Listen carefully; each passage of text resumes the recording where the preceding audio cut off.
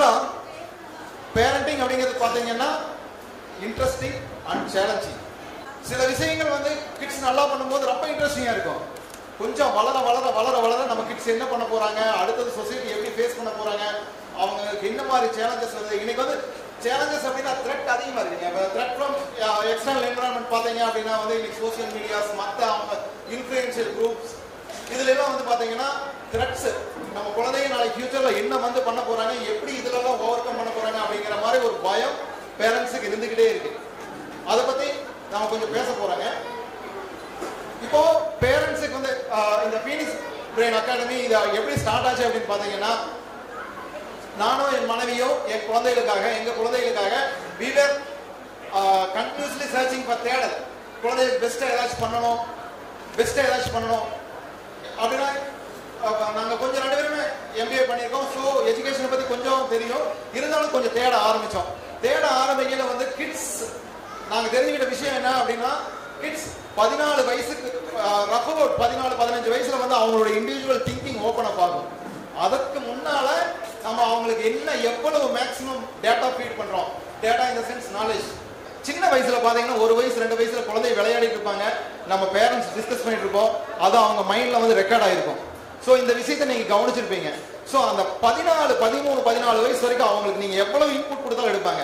In terms of memory, in terms of arithmetics, இதெல்லாம் நீங்க எவ்வளவு கொடுத்தாலும் எடுப்பாங்க. சில பேர் சொல்லுவாங்க, நீங்க ஜப்பான்ல இருந்தா 10 வயசு ஸ்கூலுக்கு அனுப்புறாங்க, 7 வயசு ஸ்கூலுக்கு அனுப்புறாங்க, 5 வயசு ஸ்கூல், அந்த மாதிரி சொல்லுவாங்க. பட் ஹியூமன் பிரெயினோட கெப்பாசிட்டி, அதனுடைய லாஜிக்கல் திங்கிங் ஓபன் ஆக வரைக்கும் நீங்க வந்து டேட்டா ஃபீட் பண்ணிட்டே இருக்கலாம், அரித்மெட்டிக் இம்ப்ரூவ் பண்ணிட்டே இருக்கலாம். அந்த மாதிரி நீங்க பண்ணும்போது வந்து அவங்க டேட்டா ப்ராசஸிங் ஸ்டார்ட் ஆகும்போது அவங்களுக்கு மைண்ட்ல நிறைய டேட்டாஸ் இருக்கும்.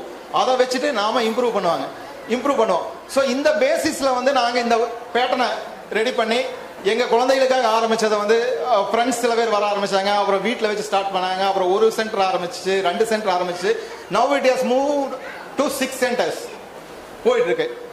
இந்த காம்படிஷன் ஏன் அப்படின்னு பாத்தீங்கன்னா, கொஞ்சம் டீப்பா போய் பாத்தீங்கன்னா ரொம்ப என்ன சொல்றது அப்படின்னா ரொம்ப லாஜிக்கலாவோ ரொம்ப டஃபாவோ இருக்காது.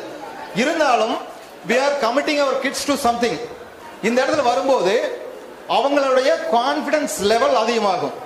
அவங்களுடைய confidence level then they are seeing some new dimensions. இப்போ நம்ம சிலபஸ்ல ஒரு மாதிரி இருந்துட்டே இருக்கும், ஒவ்வொரு ஸ்கூல்ஸ்லயும் ஒவ்வொரு மாதிரி இருக்கும். இங்க வரையில வந்து அதே கொஸ்டினா தான் இருக்கும், அதே விஷயமா தான் இருக்கும், பட் கேட்கப்பட்ட விதம் வேறையா இருக்கும். அப்போ அவங்க அதுல என்ன பண்ணுவாங்க அப்படின்னு பாத்தீங்கன்னா, ஓ இப்படி ஒரு விஷயம் கேட்கலாமா அப்படின்னு இருக்கும்.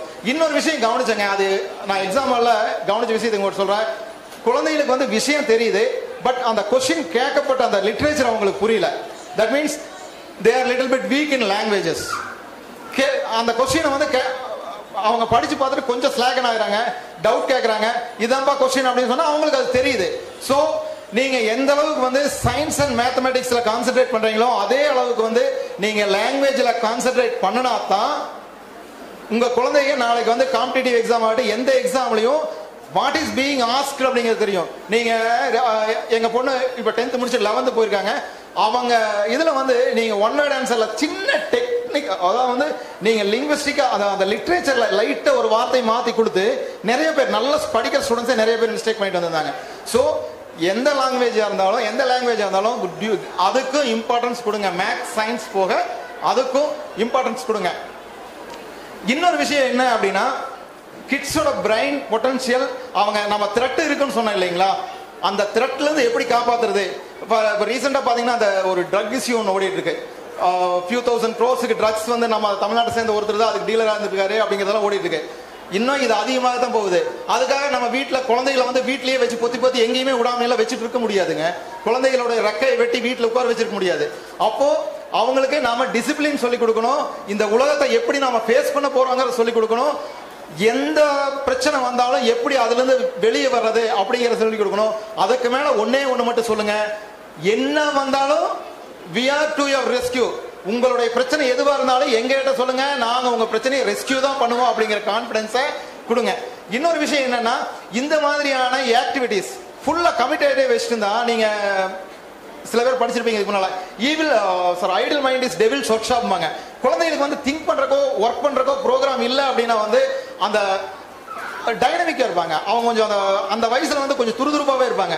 ஸோ அவங்களுக்கு ஆக்டிவிட்டி இல்லை அப்படின்னா மைண்டு வந்து தப்பான விஷயங்கள் அப்படியே டிராவல் ஆக ஆரம்பிக்கும். அதற்கு பதிலாக நல்ல விஷயங்களை உள்ள இன்புட் கொடுத்துக்கிட்டே இருங்க.